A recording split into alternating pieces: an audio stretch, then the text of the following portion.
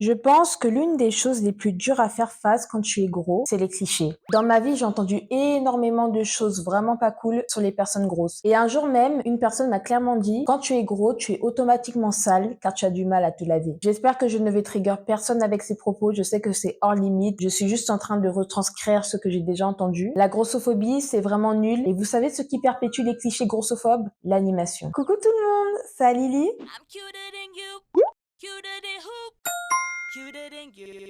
Et aujourd'hui, j'ai envie de me pencher sur le cas de l'ami gros dans les séries animation. Je ne sais pas si vous avez déjà remarqué, mais dans beaucoup de films animation ou de séries animation, c'est souvent le cas, que ça soit même dans Cendrillon, Le Roi Lion, Bob l'éponge ou encore La Fée Clochette. Bref, dans de nombreuses séries animation ou de films animation, il y a souvent un duo composé d'une personne mince et d'une personne grosse. Mais le personnage mince est toujours le leader du duo ou la personne la plus intelligente et la plus sensée, alors que le personnage gros est souvent le personnage disgracieux, un peu drôle, un peu tête en l'air, ou juste bête en fait. Et quand tu sais que tous les dessins animés cultes sont sortis au début des années 2000 ou fin des années 1990, tu peux déjà te faire ta propre idée de ce qu'était la grossophobie dans ces années-là. Je pense que ce type de duo en dit beaucoup sur la perception des personnes grosses de cette époque-là et je suis contente qu'aujourd'hui il y ait moins de duos comme ça dans l'animation. Je suis contente de voir qu'il y a un petit changement dans l'industrie de l'animation et qu'on se permet moins de véhiculer ce genre de clichés sur les personnes grosses et qu'on a de plus en plus conscience de ce qui est acceptable ou non et qu'on n'essaie pas de perpétuer les mêmes clichés véhiculés depuis le début des années 2000. Parce que oui, même si Timon et Pumba nous ont fait rire plus d'une fois, je pense qu'il faut arrêter un peu ce genre de clichés, du gros un peu bébête et du mince leader et qu'il faut passer à autre chose quoi. Et je suis contente qu'aujourd'hui on essaie d'inclure les personnes grosses sans pour autant véhiculer des clichés bêtes et dégradants à leur image.